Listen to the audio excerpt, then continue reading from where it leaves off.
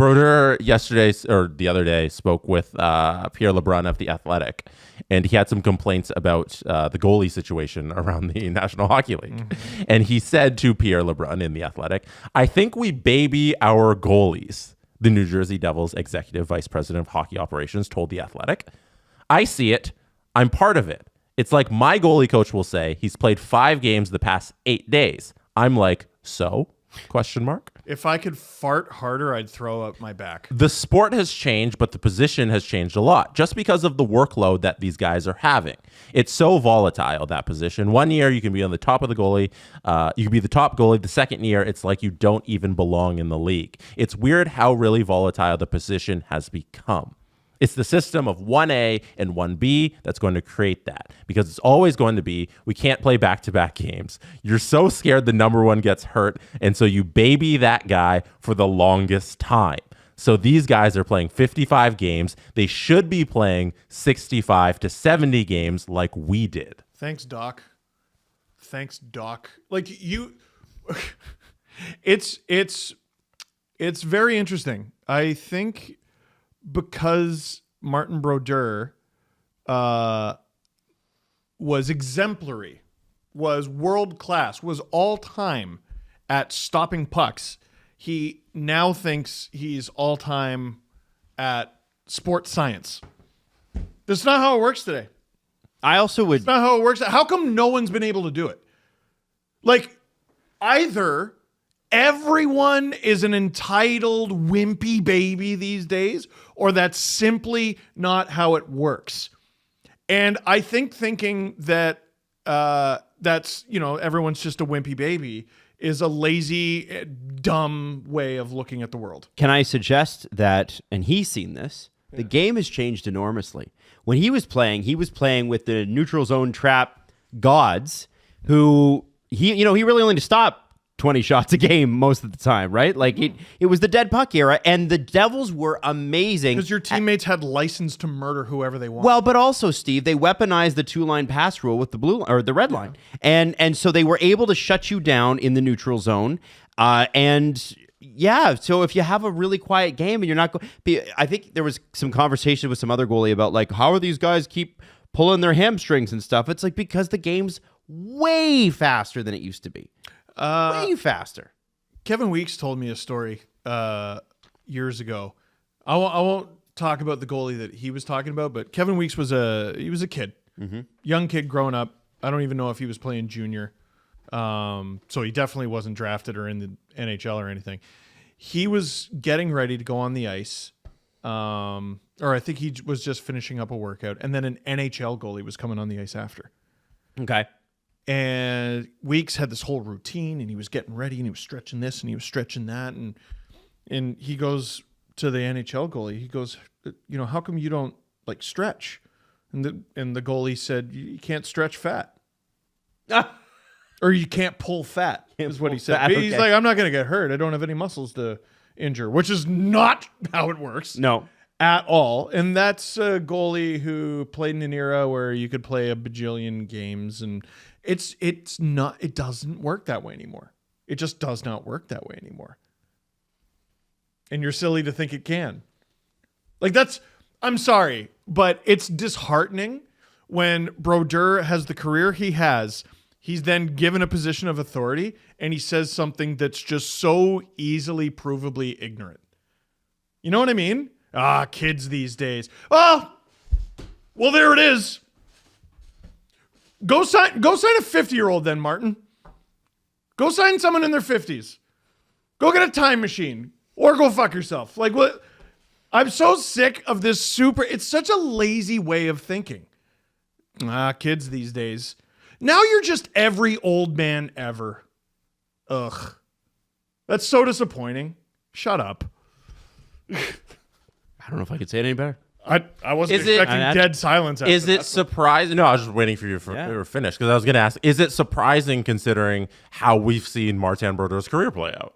I feel like this should be expected by the kind of guy that he's displayed as. Like him being like, I don't know if there's a better word for it, but sort of hard-headed during his tenure as an NHL goalie. Mm-hmm. I feel like that mentality Bournes takes like this, you know?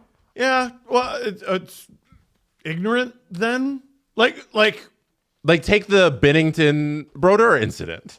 yeah, well, because Binnington out hard-headed Martin Brodeur. Yeah. And he rode that to a Stanley Cup. Like, I don't know. Like, you hire someone who has the experiences that the reason you hire a person like Martin Brodeur is his abundance of experience. Mm-hmm. And he gives you nothing. I wouldn't say that. He gives you no. Jesse, what about like the skills he can teach the goalie? Jesse, he won cups, he won Vezinas, he's in the Hall of Fame, he's arguably the greatest goalie of all time. And then you ask him about modern goalies, and he gives you the same answer you could find in any fucking coffee shop in North America. Are you serious? You ask any random. If you walk up to a stranger, what do you think about goalies these days? And they'll give you some dumb fuck answer like you go to a coffee time. You see somebody, can I be honest? Coffee there by himself. He asks about hockey. This is for the same reason why I've never believed that only athletes can be on sports panels. Great that you played in the league, and and some of like you look at the success of like a Paul Bissonnette, right? Mm-hmm. He's been extremely good at it, but I have seen 40 guys from the league for every Paul Bissonnette. Yep. And it's because and I see it a lot actually when I see some of these guys start their podcasts and stuff, and I won't name this specific show I'm talking about, but they start these shows and they don't know why no one likes them anymore. I'm a pro athlete. You used to like me. Why don't you like me anymore? And the reason you don't like you is because you don't know how to relate to fans. You're not a pro athlete anymore on my favorite team, and now your job is to relate to the people that are watching. Well, and you can't do it because you never were. And that part for me, it's like, okay, so you're giving me the theory about having athletes on panels, and I believe that there should be some, but it doesn't need to just be athletes. The theory about it is they're going to offer insights that the average person can't. And I have in rare situations seen it where it is so unbelievably different. Like, honestly, I mean that. And say this as a person who produces content and watches content and is obsessed with how segments go on television. And I'm obsessed with how they shoot it and how they light it and everything. We all are. I look at that and I'm like, this is literally bad content from guy who played 5 seasons in the show and is getting a spot because some executive was like, oh man, there's an NHL player talking to me. Like, it's just it's just crazy, man. Like, I wish I knew who you were talking. Oh, I think you know exactly what I'm talking about. I think it's just to me, it's one of those things where, just like in management, there are some amazing examples of brilliant hockey players who turned into brilliant coaches and brilliant general managers. Mm-hmm. And then there's guys who were just people that learned it. Mm-hmm. Well, and who tried, because that's Marty Brodeur's opinion there speaks to a guy to me who's like, I'm set in my ways and you can't teach me otherwise. I can't believe that you what a resource. Can you see what a resource? It's like, dude, you're asking the greatest goalie of all time a goalie question. It's like asking God the meaning of life, and he gives you that. Well, no one. Can you see Joe Sakic saying something like that? I hope not. Can you see Steve Yzerman saying something like that? God, I hope Can not. you see, I couldn't see Shanny. Now, I know they're not goalies, but the point I'm trying to make here is those guys learned and moved with the times. Mm-hmm. What you're talking about with Marty is somebody who is out of touch. Well, it's just a disappointing nothing answer.